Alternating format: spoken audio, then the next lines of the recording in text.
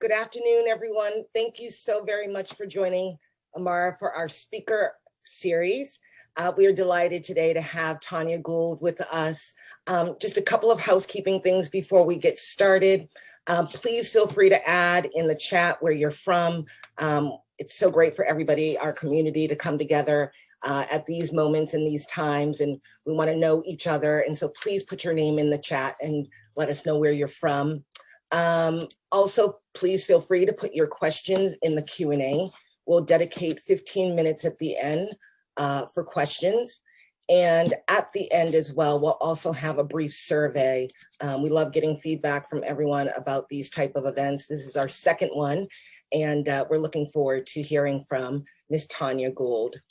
So it is my pleasure to introduce her. Tanya Gould is an activist fighting against human trafficking, striving to impact legislative policy and raise public awareness. She currently holds her second term and is co-chair of the U.S. Advisory Council on Human Trafficking. She's also the newly appointed Anti-Human Trafficking Director for the Virginia Commonwealth Attorney General's Office. This year, she received the Presidential Award for extraordinary efforts to combat human trafficking in persons. Tanya has given lectures at universities, local schools, and churches, raising awareness in Hampton Road and across the United States. She's served as a consultant to various anti-human trafficking organizations, as well as DOJ Office for Victims of Crime, DHS's Blue Campaign, and DOS's TIP Office. She also serves on boards and organizations such as Polaris, Beloved Haven, and Parliamentary Intelligence Security Forum Task Force on Human Trafficking. And Tanya shares her story of being trafficked as part of her advocacy and gives credit to survivors and family and friends of her community who have helped her in achieving her goals. Tanya, thank you so much for joining us. We are so grateful. And congratulations on your new position. Thank you so much. I'm looking forward to hearing more about your vision for Virginia. But before we get to that, I'm wondering if we could go back a little bit and you share with us your story around being a survivor and how that has led to you being this amazing advocate. How did your journey get you here today? Well, you know, everyone comes with like their challenges in life, right? No one gets to escape that on planet Earth. And so, you know, my childhood was filled with a lot of adults who misuse their authority, right? In my church, in my community, family members, you know, so, you know, I experienced a ton of, you know, there was sexual abuse happening. There was child pornography or child sex images happening. You know, there was just, I grew up in a cult church and small community. And so, you know, I'm really grateful that as these things were happening, I still had this sense in my mind that I don't think this is how it's supposed to be. I had this knowing that once I can get out of this, I think I can, you know, ground myself in the world and do my best to make the world a better place. I from my 8th grade yearbook, that's what I put, you know, for what do you want to be? And I said something like, you know, I want to change the world. And they came back to me, the yearbook committee was like, you can't put that. So I put, I don't know, social work. I guess that's what social workers do. They change the world, you know. Yeah. And, but as I was exiting my high school career and I, you know, I'm listing some of those vulnerabilities because as we all know, because especially those of us who are here, I see there are folks that are working with, you know, anti-human trafficking organizations, right? And so we know that traffickers, pimps are, you know, they're masterminds and they look for vulnerabilities to exploit the person with the vulnerabilities. And so, you know, having all of this, and then I also was a single parent. I was the only one in my high school who actually had a baby. People used to say, how dare you? I'm like, we were all doing the same thing. Okay. I just decided to carry the term and you are all mad at that. Okay. It's okay.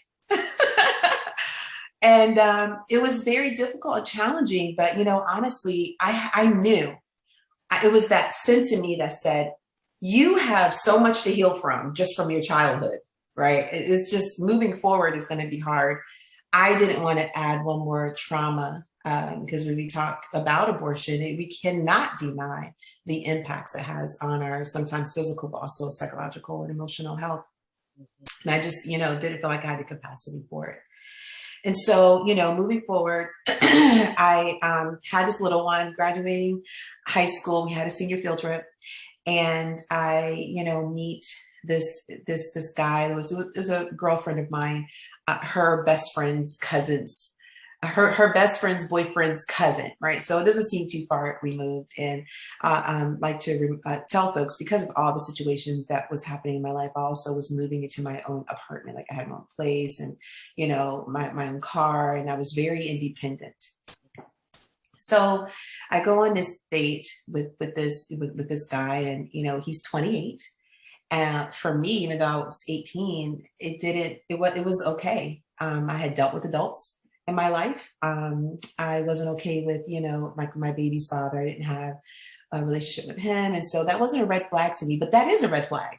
Yeah. We know that to be a red flag, but it wasn't a red flag to me at all. Actually, I felt like it was something good. Finally, someone who's responsible, who had a job. He had a car, but how we have our list when we're that young. We're like, look, if he has a job and a car, I'm good. And he had great teeth. Yeah. So that tells me that his hygiene is complete. Yeah. And so, we went out on a senior field trip where, all of us had our little dates, and I met him at an amusement park, and, so we're all together. He's taking the initiative and, paying for stuff. And I never had anything happen like that, and he's asking me great questions, and I'm answering like, oh, he's so into me, we're having this deep conversation about life, and I'm sharing all of my stuff with him. And so exiting the park, we're sitting on a bench. It's nighttime, and I share with him that I was sexually abused as a child. And when I tell him about it, he looks at me and says something that no one else had ever said to me before. And that is, I'm sorry that happened to you, period. Man, I'm talking about like, I felt validated, the sense of belonging, and you heard me, and it sounds like you would fight for me and protect me, like all the things you see on Seventh Heaven back in the day. This is what it should feel like, The Princess Bride, right? Yeah, it's like all these movies, that's all I know, or have a reference for. And so he used that. He used everything that I told him that day. We ended up, dating for a couple months, and, and then in September when I was going to college, I had a scholarship to go to our local community college. That's when he, asked me about working with him. And so, but he put it in a way, Carole, that I never understood. I mean, all I knew about pimping and hoeing, right? I'm from Jersey. Okay. So I see this, but honestly, I thought the world had moved on without me because I, had a kid and had so much trauma. I come from, a very small town in South Jersey. And he said to me, he was like, I'm going to say a word to you, and I want you to tell me what comes to your mind. And I was like, okay. He said the word madam. And I was like, I don't know, stagecoaches in 1850s, Yeah. And he was like, okay, good. Try again, madam. And I say, I don't know. I guess it's an older woman. It takes care of a younger woman. I tell him what I really feel like a madam is. And he said, correct. My mom is one. Wow. And I'm like, that blew my mind. Like, okay, I really thought this was something like how people think trafficking happens in another country, or it happened, in 1850s. And so, so he said, my mom is giving me the business. Here's another term. I'm a literal person, and your mom gave you the business. Is it an LLC or, is it incorporated? What's going on here? And, but I had to remain mature, right? Because I was so much younger. So I didn't want it to seem like, I was afraid, and this is the man who loves me. Why would he put me in danger? He's been taking care of me, I didn't see any red flags, moving forward. And so I'm listening to him, and he said, I'm looking for someone to help me with the business. And I'm giving a soft yes. And as I'm doing that, he says to me, well, you have to go out there sometimes, because you coming in as my queen, others, would be coming in, and, you would have to show them the ropes, and they would need to respect you. And, and I was like, I'm not a hoe. Right. Like, because that was my mentality, right? Like, yeah. That's not who I am. And he was like, you're not. I was like, no. He was like, okay, well, how many guys have you slept with? And I was like, well, I told him all of that the first night. I was just spouting out all kinds of information about myself. And he said, how about those STDs? And I'm like, okay. And he was like, what are you getting now from your baby's father? Like, what's happening there? He was like, you're on assistance, from the state, and at least my girls, they're getting paid for what they do. So who he said, who's the real hoe? Wow. Oh my God. Yeah. Like, and the way that I think, I go deep with that. I'm like, oh my God, I judged so many people, like all this condemnation, comes to my soul, and I feel horrible, and, all the depression and suicidal, but like all of that was on me prior to him, because he had me on cloud 9 this entire time. I could just feel it all coming back, the disappointment, the possible disconnection. And then at that, he said, I'll call you back. Hung up. 2 weeks went by. And I started college. This is what I tell people. I was at a community college. I am an outspoken, bubbly, joyful person. When I'm in the room, right? I was not that person. I was crying. I was depressed. I was sad. I was by myself, and that is something my peers would have noticed. And I had a couple of them say, what's going on? Are you okay? Yeah, I'm not going to tell you this business offer I got. Right. I can't share that with you. Yeah, because you're going to judge me just like I've been judging, right? Yeah. So he called me back, and I said, he said, "What's your answer?" Just like that, and I was like, yeah. He's flipped. It's the first time I've seen like this mental manipulation that really pulls all that emotion, but it's bipolar in a sense, right? It feels bipolarish, and I'm using that term, not being a clinical person, psychologist. But I said, so when I said, yes, I guess so, he goes, that's my girl. I knew it. I knew from the moment I met you, you were the one. And you're trying to process this information, right? You're trying to process the response, the fact that, yeah.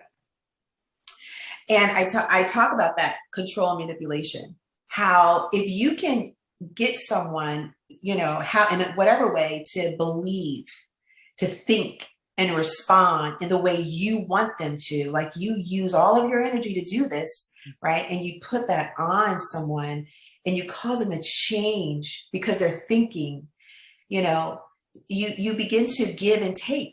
So in my mind, when he's doing all of this, all I'm thinking is, all I want is what we had those 4 months.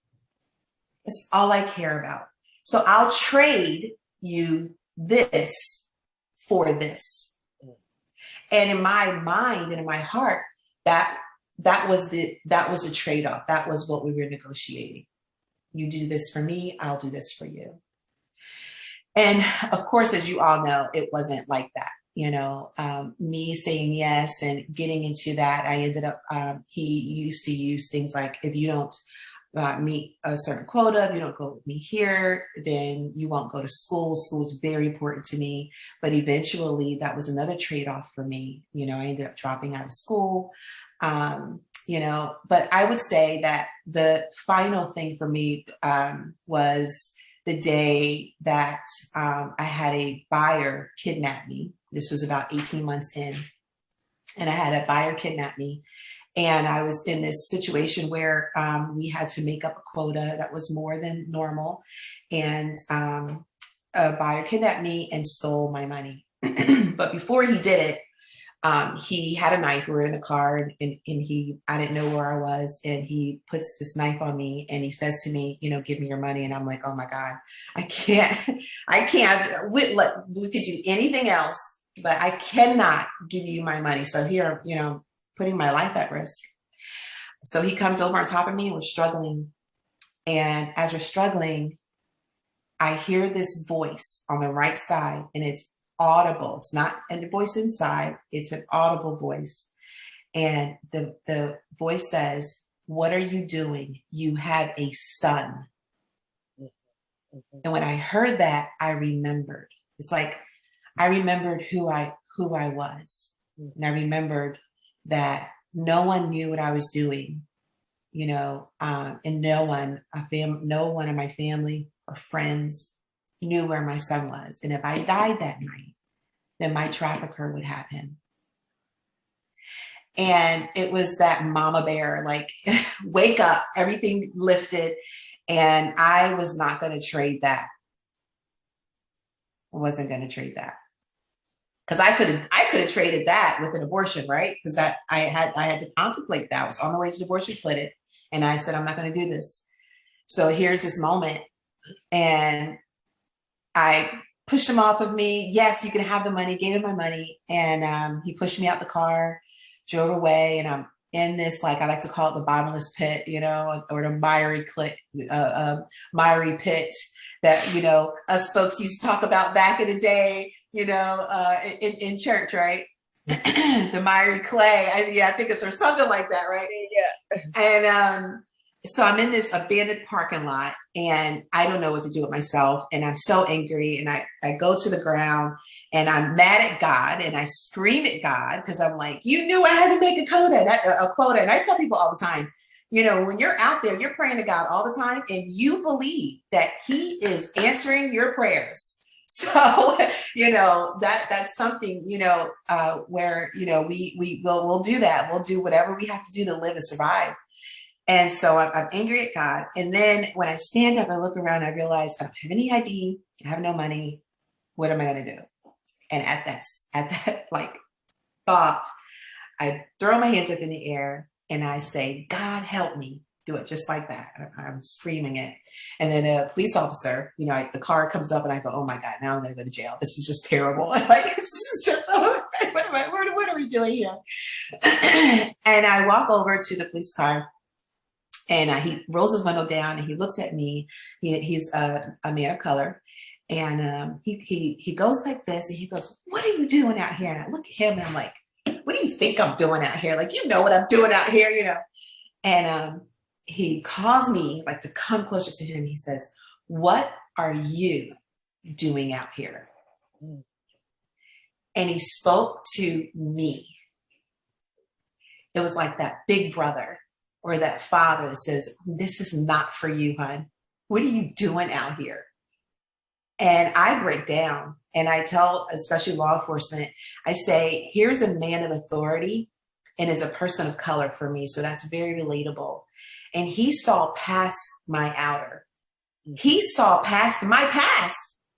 He saw you. And he saw me for the moment and questioned me in a way that didn't put me down, but it actually empowered me. Like, I know you. And I know this is not you. Not that it's for anyone at all. But what are you doing? I'm talking to you. And so I cry, and I'm like, back in the day, law enforcement, and they still do this, of course. They just want to know, who is he? Where is he? And I'm like, this is all I know. And I'm just giving all the information, law enforcement would have a heyday with that. And so he was like, get in a car and, go to sleep because I know you're tired. I have to finish my shift. And I'm going to make sure you're able to go get your son. And it was just, the whole time I'm like, is he going to mess with me? Is he going to, renege on me? Is he, I don't know. But he gave me a blanket to cover up with while he finished his shift, took me to the bus station and worked it out so I could go get my son and go home. So I learned so much from that. Yeah. A lot, as I know I have to get on my feet, I have to take care of my son. A year later, I had a daughter, just a lot of the decisions you make because you're living life. There's like all this backstory. You're trying to get services. You're trying to belong. You're trying to be validated. I dropped out of school. How do I get back? How do I do this? And, Carole, that's why I put it in my bio. I never forget every person who just took time to say, the kindest things. Yeah. Even when I was out there, it gives you hope when people can see past what you're going through. You could see it, but you're still going to be kind to me. You still chose to show up for me and you're not judging me. And that gave me this sense of empowerment. And I know what that feels like. So moving forward, when I begin to, work with nonprofits on so many different issues, especially in the Black community, because I have brown babies now, right? And I want to make sure they're taken care of. And I can't do it on my own, but I lost connection with family and friends. And how do you do this? How do I had in my mind, I don't want my story to be their story. Mm-hmm. I just don't want that. I refuse to live in the projects. I refuse to be on welfare forever. I'm going to ask and check in about programs. I'm going to get on our feet, and I want my kids to have a better experience and better story. And that's what motivated me in everything. And then I saw, you know what? You are not the only one with these issues. You're not alone. You are not alone because you feel alone. You're not the only one. So I began to partner with nonprofits and resources and say things like, I had to fight for this. People shouldn't have to fight for this. People shouldn't have to fight for what the federal government or the state or the city offers for people to get on their feet. You shouldn't have to fight for it. I would have never found out about this if I didn't inquire. That's not okay. So that's where my activism began. It was birthed out of my own pain and my own struggle and having to fight for what I needed.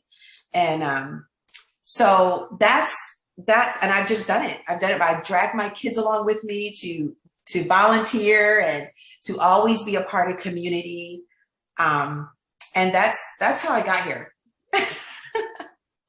Just thank you so much for sharing that with all of us.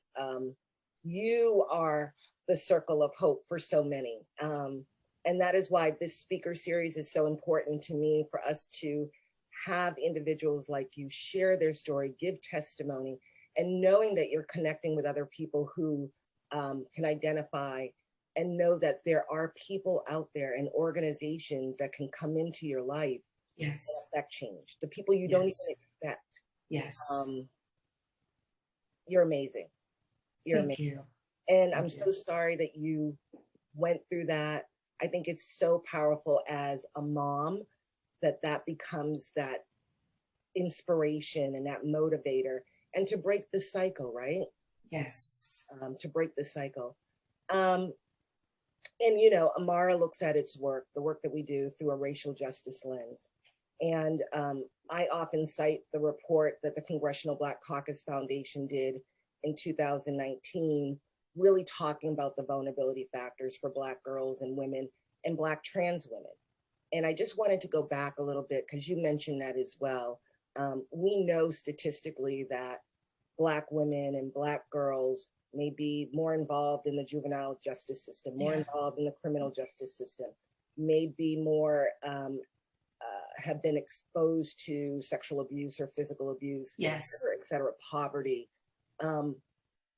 What are your thoughts around the connection between race and the vulnerability factors for Black women and girls? And how do we begin to address that systemically? Yes, it's a conversation that we as Black communities have to have in our home. And we've evolved ourselves because, I'm not speaking for all Black people, but I'm going to say I have seen it and have felt it myself. You don't tell our business. You don't go seek help. You don't, you get it and you come back home, right? But, the encouragement and support has to shift from home. It has to shift. And we have to continue to work on that in our own communities, because there are resources that are untapped. Now, on the other end of that, and this is what I've worked on, I'm a member of the United States Advisory Council, right? Advising the White House on, human trafficking issues and how to respond. And a lot of that for me in particular, remembering my story, having a seat at the table. Okay, how are you going to change the way you're doing things to reach people like me? Yeah. People who are not going to show up, right? But who needs support to it's I want to read a quote that actually someone sent to me today, and it's from Dr. Martin Luther King, the Good Samaritan, right? And he says, I admire the Good Samaritan, but I don't want to be one. I don't want to spend my life picking up people by the side of the road after they have been beaten up and robbed. I want to change the Jericho road so that everybody has an opportunity for job, education, security, and health. So economic opportunity is so empowering to create programs or to create pathways to help people in underserved communities find the bridge because I want to know what you know. As far as people who are, they sit around the table and talk about stocks and investments and taking over their parents' business and, how to do that. I want that information because, it's not about just saying, here's something for you. Because this is how I feel when I had to go through the welfare system. I felt like, here you go. You can't do anything yourself. I'm going to do it all for you. It's okay. You've gone through a lot. That wasn't helpful. I needed those caseworkers, those social workers who were holding me accountable, but in a good way. And when I'm asking a question, you're giving me what I need to empower me so that I can have what you have or even more. That's what we need. So we need, a meeting at the table, but, people that work on the system side need to understand our backstory versus making a judgment call, where you may hear, they're lazy, they don't want to work, or, those things. Instead of hearing it and settling with that, it's about finding out more about us and our culture, and then, and making sure that your service opportunity, we can hear them and we can know that we're a part of as well. Because, a lot of us didn't feel like we were a part of the American dream. Yeah. Right. So if we don't already feel like just generationally because of what has happened, I'm not a part of America. I don't get to talk about what my forefathers did as far as building the country. That's not my story.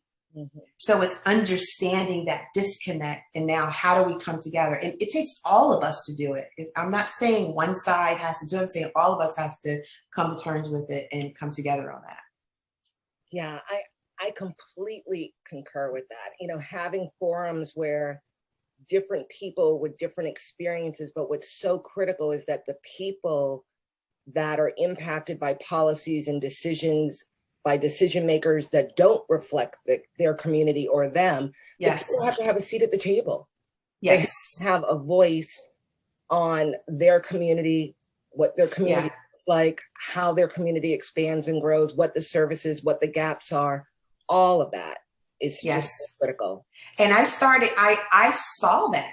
I saw that everywhere that I would show up, right, to try to get resources and services. And when I started working with nonprofits, and I was 23 years old, I was always the youngest one on a board or commission, and I wasn't trying to do it. I'm just trying to build this bridge, because I know people who need the same help that I need, and no one knows.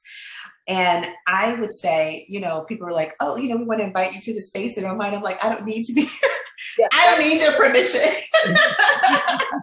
And I want to say this is why I know survivor voices are important, because, when we talk about, I know what it feels like to be controlled. Yeah.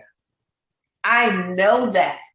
And, understand that what I've gone through, the trauma as a child, in my mind, my dream was to get out of that, right? And to get on my feet and to make my own way, right? But when I got on my feet to make my own way, well, our society has control issues. Yeah. We manipulate, there's coercion, there's the same thing. And I feel it and I know it and I don't like it. Especially as politicians or leaders in our communities, I expect more. The backbiting, the name calling, the immaturity, the control, the manipulation is not okay in those spaces. And when I came out and saw all of this, I'm like, oh my goodness, this is not what I wanted to as a victim of so much violence and crime. This is not what I expected to walk out into. And so, I'm going to sit at the table. I don't know what table, but whatever table, I have my own chair. Yeah. And I will pull up at it and I will say, I will take a risk, because difference with it, and not that the difference, I try to be careful with my words, but for me and many survivors, we have taken risk. Mm-hmm. So the risk for us is different. It's not like we tell our stories, we do advocacy work. We are already putting our lives out there because we want to see change. We don't want what happened to us to happen to one more person, right? So our risk, it's different. Yeah. So when I'm at the table, I'm going to tell the truth. Mm-hmm. I love that. So what I took away from that is bring your own chair to the table. Right? Right? You don't have to wait for the seat to be offered. Bring your own chair to the table. Bring your own chair to the table. I love that. Yeah, because it is about collaboration. Yeah. Because, I could say, I'm going to create my own table and I'm doing, no. There are really good people who are already sitting at the table. And that's what I learned when I ran for office. And like I said, even when, I'm growing and I'm learning and there are people who changed my life in so many small ways, right? Mm-hmm. So there are good people doing work. Yeah. But they're quiet. I mean, it's okay, right? But they're quiet because they're doing it with this compassion and they get it. And they're just so small touches, And so sitting at the table and bringing my own chair, what it says is, I'm willing to and I want to collaborate because I can't do it by myself. I need you. That's right. I can't do any of this without you. And so let's work together. And sometimes you have to be strategic about it. We have to change the way we're doing things. Yeah. And we need each other to affect change. Yeah. It can't be done in a silo regardless. Yeah. Yeah. Tanya, one of the things that you mentioned was how important that law enforcement officer was. Yes. At that moment in time for you. So oftentimes in our work, we hear from our clients a very different scenario and relationship and response from law enforcement. What is your recommendation, I think, one for survivors in terms of that engagement with law enforcement? And then what is the recommendation for law enforcement? Like, I think that we as an organization and many advocates are asking for mandatory training, trauma-informed training for law enforcement. But what are your thoughts as to how that brokenness of relationships with law enforcement today can be fixed? So, we expect law enforcement officers to have it together, and we forget that there are people like us with their own backstory, and we're talking in terms of mental health. I think that law enforcement needs to be able to say, hey, I've been doing this work for 8 years. I need a sabbatical. Or, hey, this is bothering me in a certain way. I'm having these thoughts come out. And we need to be able to provide this space and capacity for self-care for law enforcement. We really do. Same thing with military or, people or first responders, we expect them to be at it. They face a situation and then they go home, right? But they're still on this like super sensitivity or super, vigilant, or just a super alertness, never really having a space for that. So I think that's one issue that we need to address just as a mindset on the workplace for law enforcement, and as a community of people who want to support law enforcement to do their jobs well, to show up well. Mm-hmm. The other thing is kind of the same idea is, when we're talking about being trauma informed, it's almost like, let me say this, I've been having these thoughts. So it's almost like, when for me, my daughter, as she was getting older, she would re-traumatize me, right? Because of my own trauma. So when she got to be around 6 or 7, I was sexually abused at that time. I didn't know, but it was affecting me, right? So first responders, they're not free from being traumatized. And the feeling that I have, that I've worked with other folks, I've done peer-to-peer counseling forever. There's a sense of, when nobody helped me, why should I have compassion for someone else? No one helped me in what was unjust, or unjust rather, or no one helped me in my situation. Why would I? But really the question is, or the statement would be, well, you don't have the capacity to have compassion in a place where you have pain, right? Mm-hmm. So when you think about law enforcement, they're constantly showing up in these spaces, seeing trauma all the time in so many different ways, because their background may have been, there wasn't a lot of violence, or there was one type of violence, or, and they're coming out and they're seeing all this stuff, experiencing it, maybe feeling a sense of hopelessness. There's nothing I can do.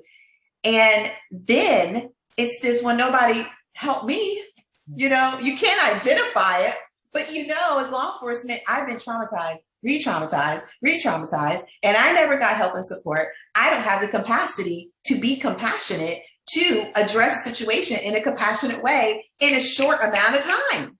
Yeah. So it's helping law enforcement in a trainings and talking about this mental health and helping them, take care of themselves, and helping them know our story. I'm talking about trauma-informed care when it comes to law enforcement. When you show up, I need you to know my backstory. Yeah. I need you to know, instead of judging the situation because you've seen it 3 or 4 or 10 times, that my situation is not necessarily the way it went with someone else last time, because you were traumatized by that. But that doesn't mean that's my story. You see what I'm saying? And so it's just, for me, it's about, coming to the table and being real about some of these issues that are deeper than just what we see on the surface. Yeah. I agree with that. I mean, we are looking at Amara to really begin expanding our trainings to include key groups like law enforcement, medical professionals, frontline workers, and help dispel some of those myths, right? Like the stigma that they help to put on survivors and individuals involved in the commercial sex industry partly is from ignorance, right? And kind of judging people with a broad brush, as opposed to saying, just like I did. Yes, absolutely. Right. Like, people are individuals with stories, and those stories are complex. And we start the conversation from there, and place of understanding from there. Yeah.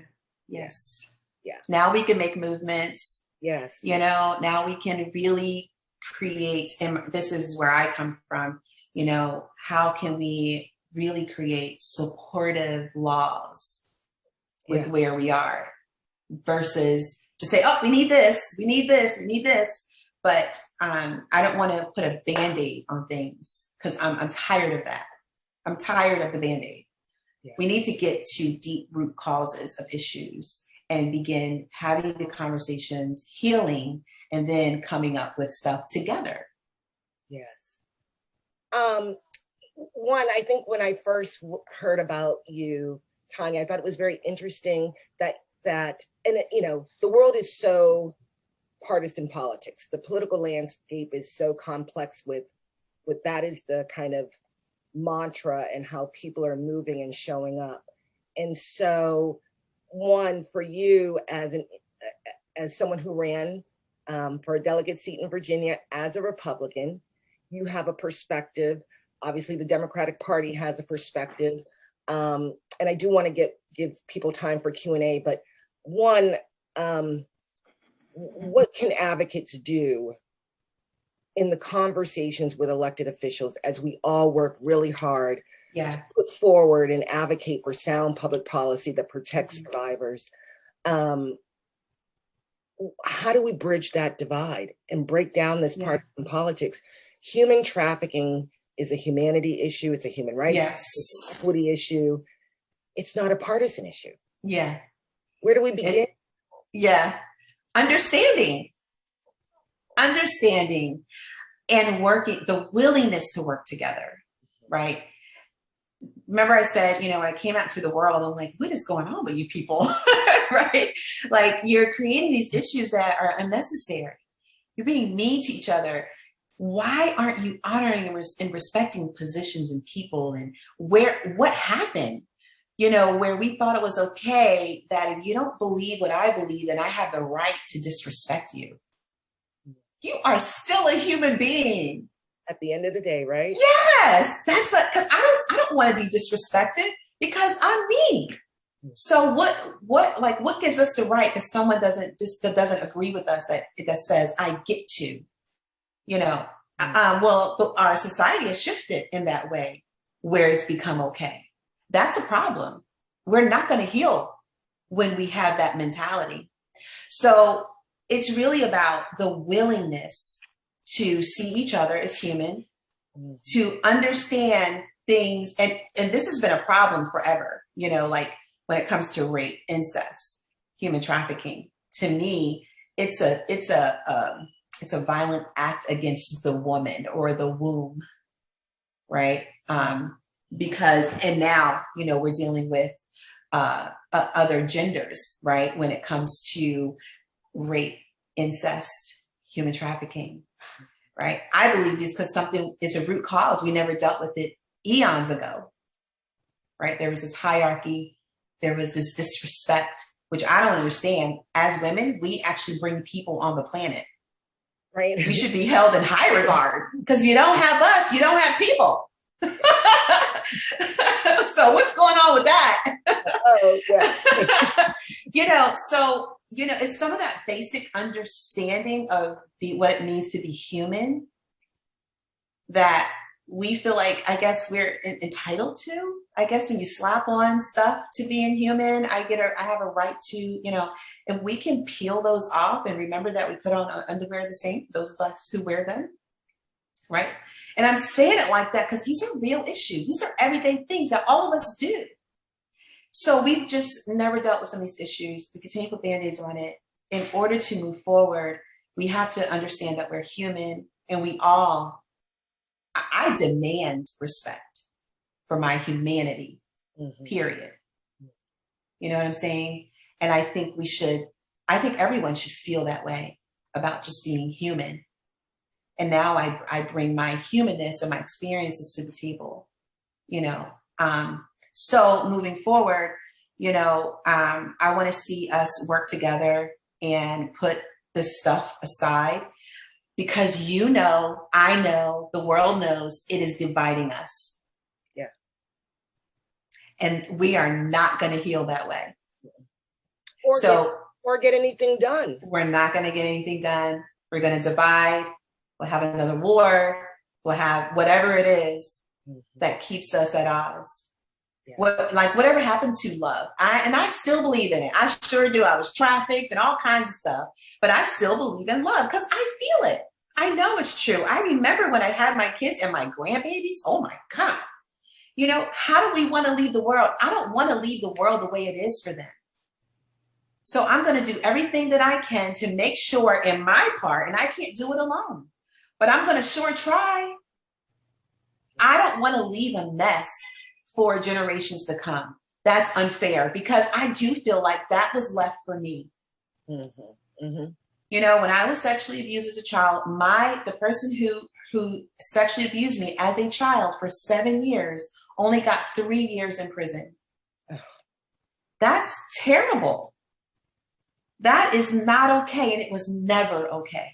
And, you know, every person I've talked to, whether it was, I worked at a crisis pregnancy center for years. I talked to at least 1,000 women, you know, and, you know, the trafficking issue that we have going on.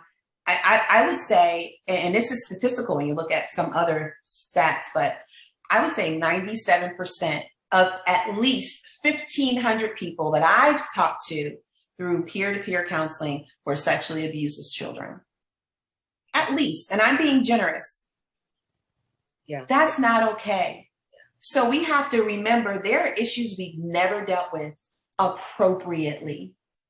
We need to go back and fix some of that and say to humanity that you matter. You really do. And we care about each other because we're human. Mm-hmm. So that's what I think. I think we need to find ways to get back to our humanity.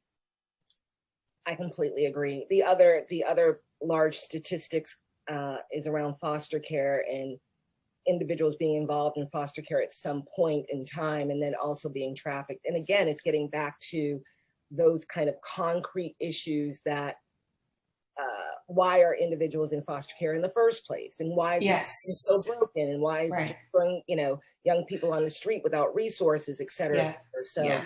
And it goes back to the family. Absolutely. You know, the kids that I mentored, kids who were identified as being trafficked at CHKD, our children's hospital, for about 6 years. And, you know,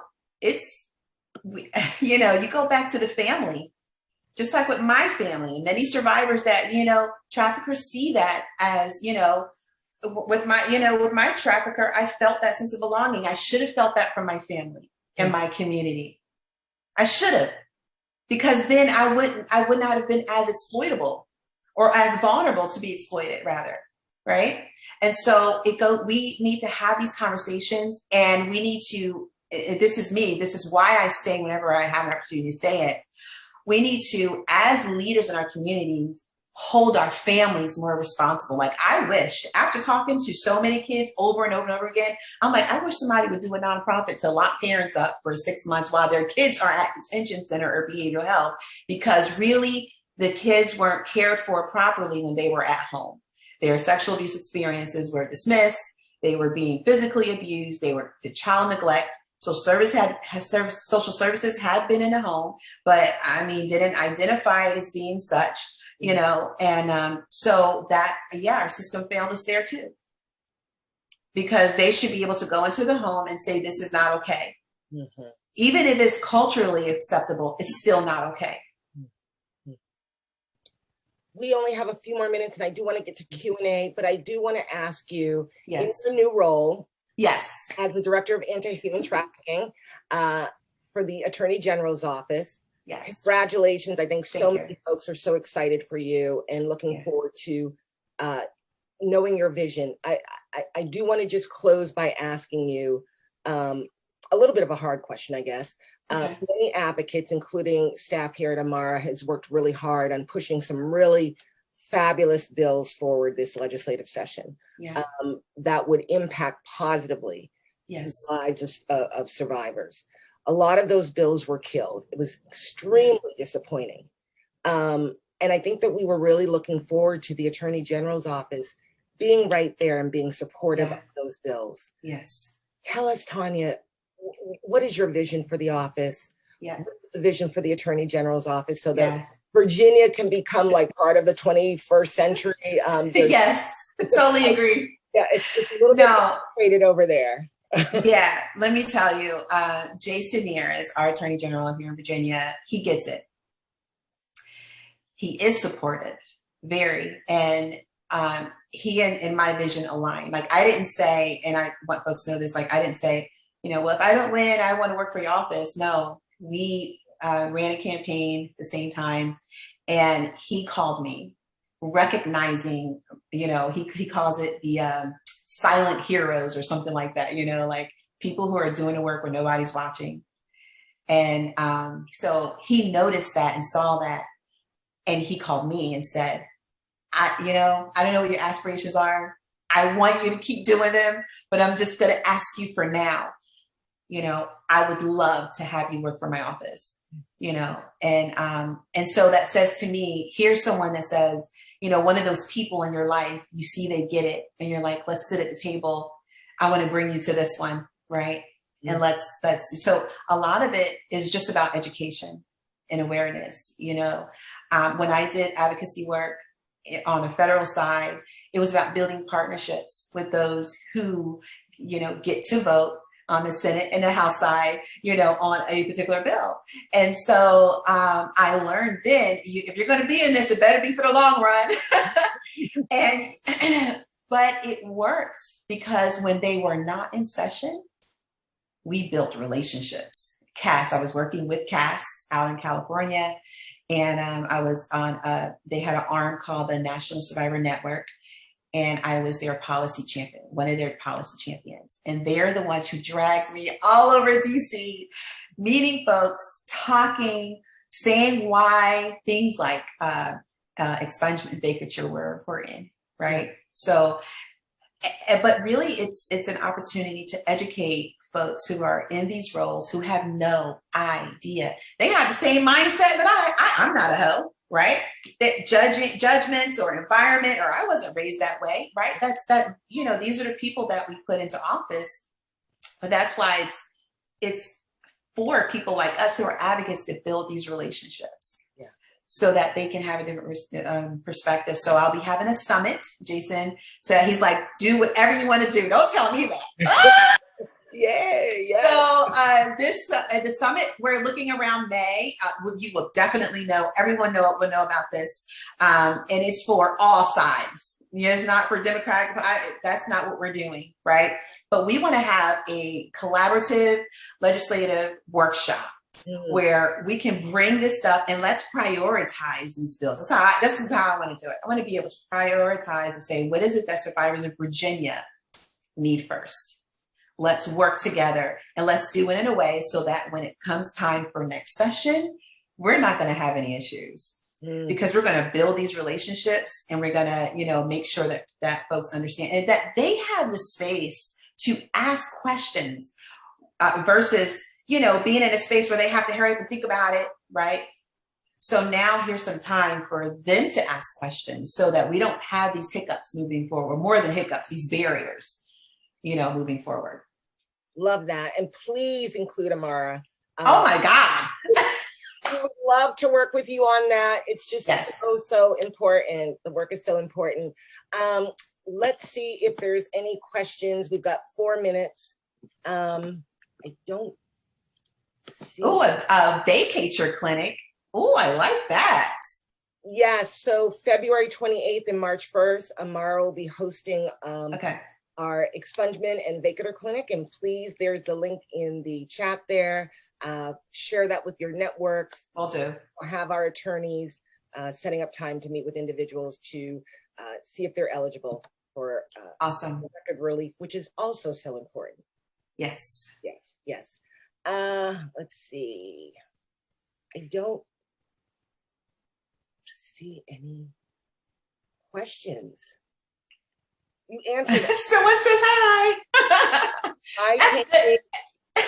Sometimes my friend Tina Pennington, who has a drop-in shelter in North Carolina, I see her on here, and I asked her one time. I said, "How come sometimes people don't have any questions?" She was like, "Because we're listening."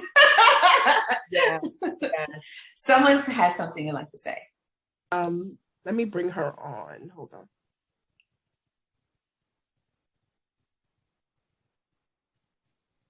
Go ahead, Tammy. You're able to speak now. Good afternoon. I'm sitting here and I am totally in awe of you. Tanya, I am so overwhelmed by everything that you said. I wasn't trafficked, but I was sexually abused in my home from 8 to 18 by my stepfather. And it touches, even though the trafficking part is not a part of it, victimization is victimization. Yes, I don't care how it happens, when it happens, or anything like that. And I'm sitting here and I've got tears rolling down my face. And what I do to give back is that I work with young women. I work at Bronx Community College in a center called the Access Resource Center, and we deal with a lot of students in crisis. And I find that for every 5 students that I talk to, somebody has either been trafficked, prostituting themselves, or just the self-esteem is not there. And then I try to talk to them, because from a mentoring point of view, key thing is to listen and let them have that space where they've been waiting for like years for somebody to tell them, do you know it's not your fault? Yes. I'm sorry that happened to you, right? Yeah, I'm sorry that happened to you, and it is not your fault. It's not your fault. I kept my secret for 10 years. And when I spoke about it, I was ostracized away from my family. I'm still ostracized, actually. Yeah. But I kept my voice hidden, and I didn't say anything, and I didn't stand up for myself. You just gave me so much power. You just gave me so much power. And I'm going to continue to be an advocate for what I run up against. And I want to do a not-for-profit. I'm working on my master's right now in youth studies. I want to target that age group, 16 to 24 primarily. Nice. And just let them know that your past does not define your future. You have so much more that you can do. You are a living testimony, and you just gave me, I'm sitting here and I'm crying. I was like, can I say something? Can I say something? Yes. And I was just so excited by what you were sharing, because I know what it's like. I'm very traumatized, and I didn't realize until I was 55, 56, that I was suffering from PTSD. Yeah. I was just recently diagnosed. I'll be 60 in March. Wow.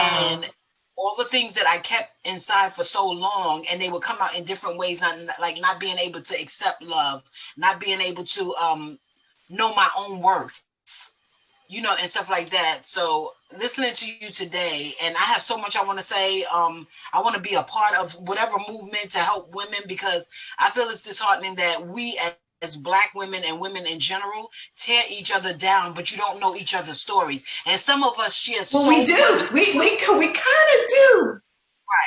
Right. You see what I'm saying? No, go ahead, explain. Like, we kind of do know each other's stories. We have, so not only that we're human, but we're women. So there's similarity there. And we know what it's like to be a woman, right? And we also know what it's like to be human, woman, and Black. Exactly. Right. So we know that. So why would we fight against each other when we have so much in common? Because there's actually two ways that some people handle it. I take my story and I pay it forward, because people did step in after I started using my voice and letting people know that I had went through this. I had mentors stand in and say, you are worthy, but it was a long time before I could believe it.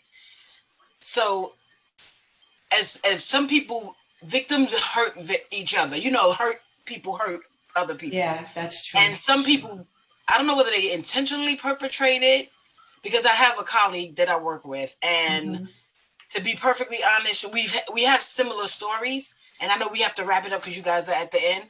But and stuff like I'm aware. But well, email me, and let's connect. I definitely have to. Yes, I have to, because I want to know you. I want you to be. Yes, let's do it. I know and yes, definitely. Let's do it. I have so much to say to you, and please just keep doing what you do. Thank you. Keep fighting for us, because we need you.